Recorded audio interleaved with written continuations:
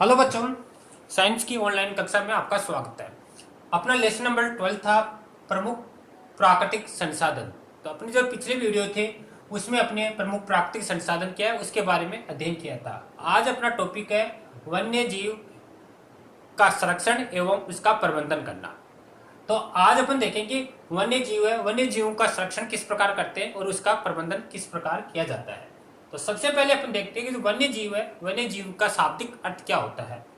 वन्य जीव का शाब्दिक अर्थ है कि वह जीव जंतु जो प्रकृति आवास में निवास करते हैं उन्हीं को अपन वन्य जीव कहते हैं। अर्थात ऐसे जीव जंतु जो अपनी प्रकृति है, प्रकृति के अंदर उस आवास में निवास करते हैं उसी को अपन बोलते हैं वन्य जीव। जैसे एग्जाम्पल के रूप में देखें तो हाथी है, शेर है, गेंडा है, भालू है, हिरण है आदि, ये सभी क्या है वन्य जीव आपके कहलाते हैं। अब अपनी प्रकृति है, प्रकृति के अंदर मानी कई प्रकार की प्रजातियों के वन्य जीव पाए जाते हैं। जैसे इसमें अभी मैंने आपको बताया हाथी, शेर, गेंडा, मानी सबकी अलग अलग प्रजातियां पाई जाती हैं। अब मनुष्य क्या है, मनुष्य अपनी आवश्यकताओं की पूर्ति करने के लिए धीरे धीरे इन वन्य जीवों का अस्तित्व को खतरे में ला रहा है।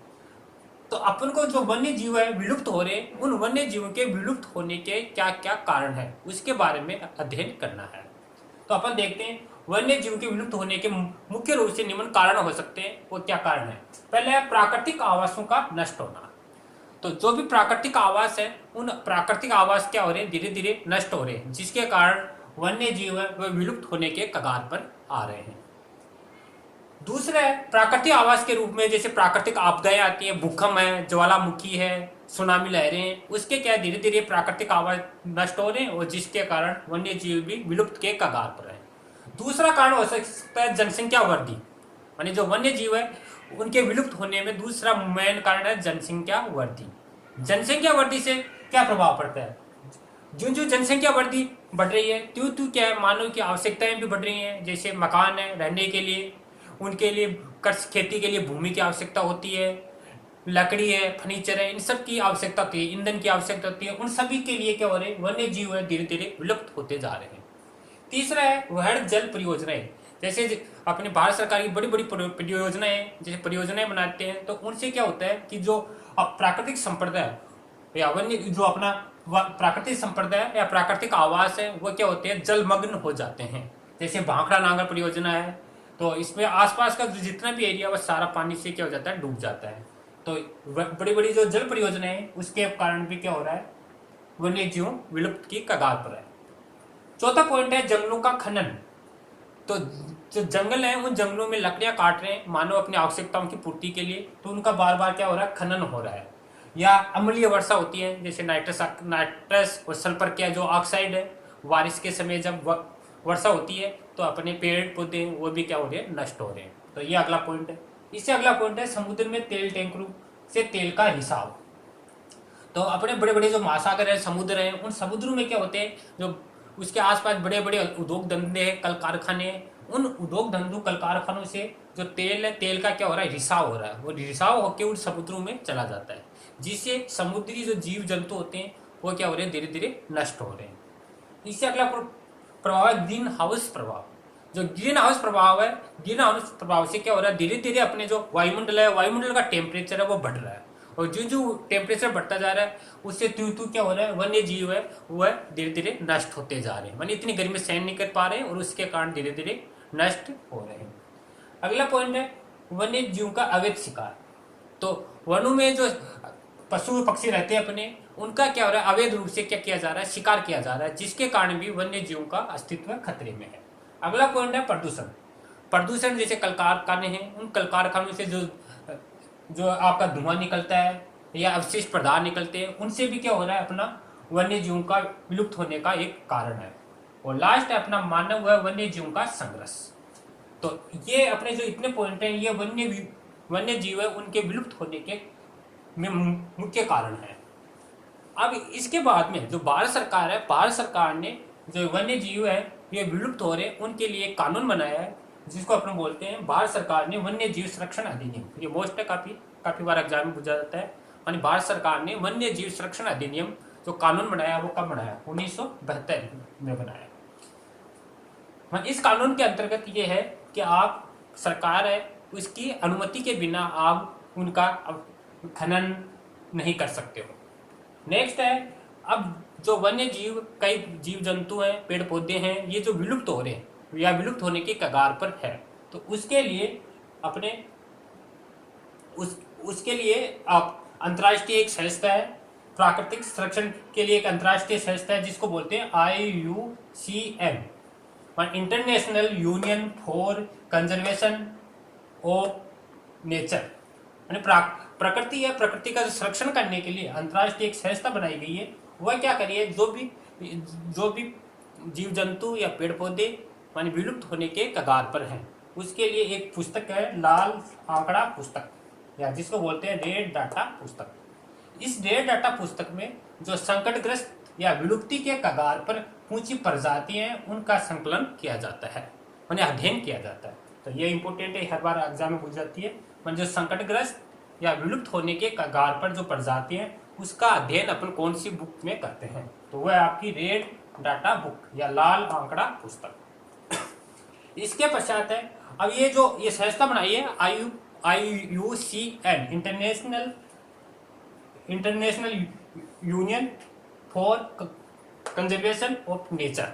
तो ये जो संस्था है, ये संस्था 5 प्रकार की जो जातियां हैं उनको क्या करती है, संरक्षण प्रदान करती है। तो उनमें 5 है। 5 में पहली है आपकी विलुप्त जातियां।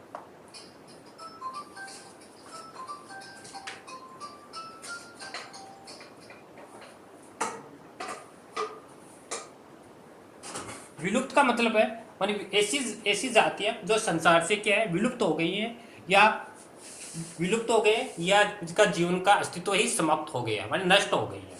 तो ऐसी जातियों को अपन विलुप्त प्रजातियां या जातियां बोलते हैं।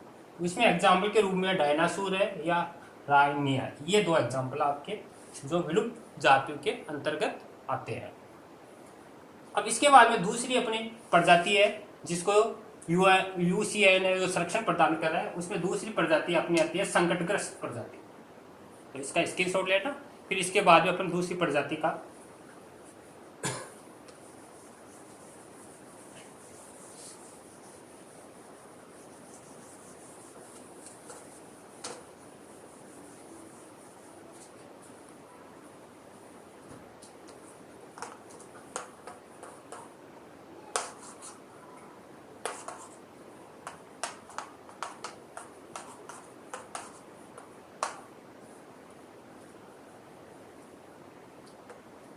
तो अपनी दूसरी है, पहली अपने देख ली विलुप्त जातियां थी,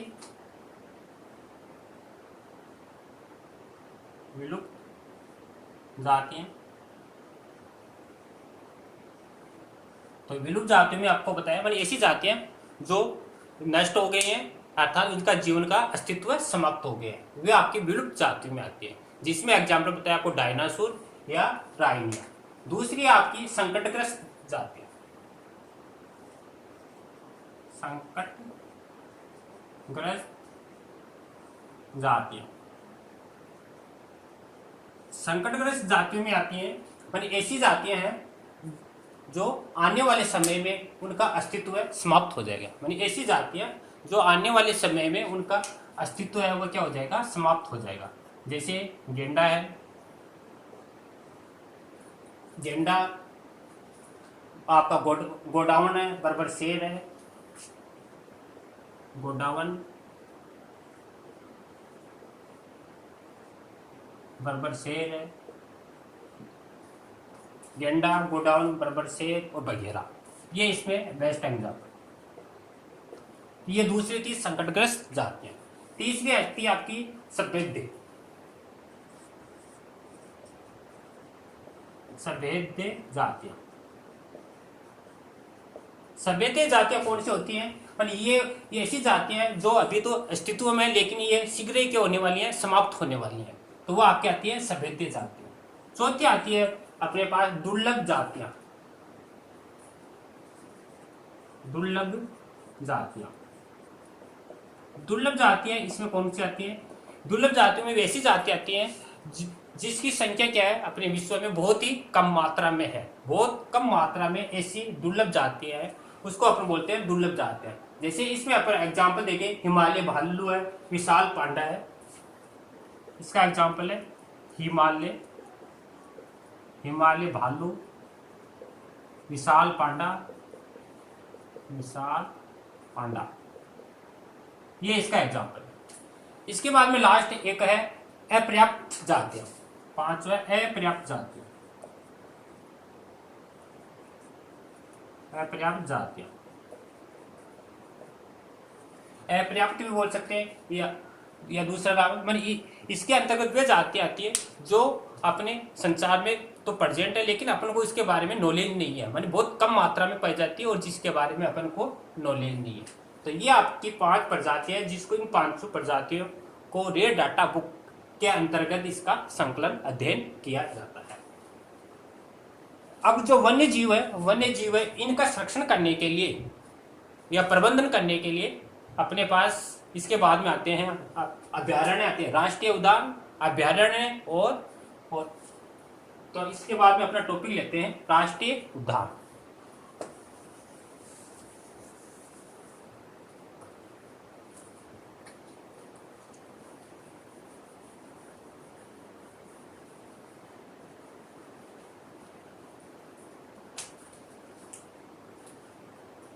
इसके बाद में आता है राष्ट्रीय उद्यान, राष्ट्रीय उद्यान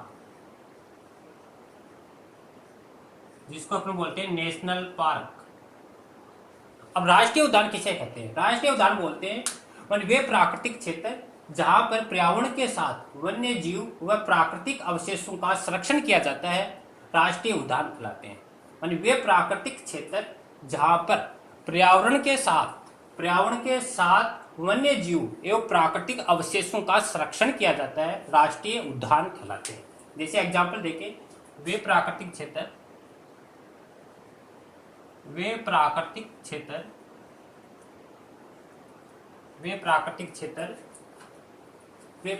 पर पर्यावरण के साथ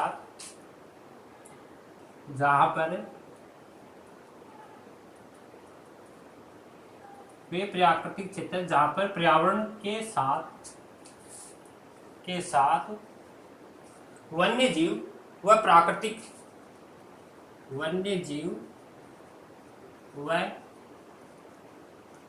प्राकृतिक वे प्राकृतिक क्षेत्र जहां पर पर्यावरण के साथ वन्य जीव व प्राकृतिक अवशेषों का संरक्षण किया जाता है,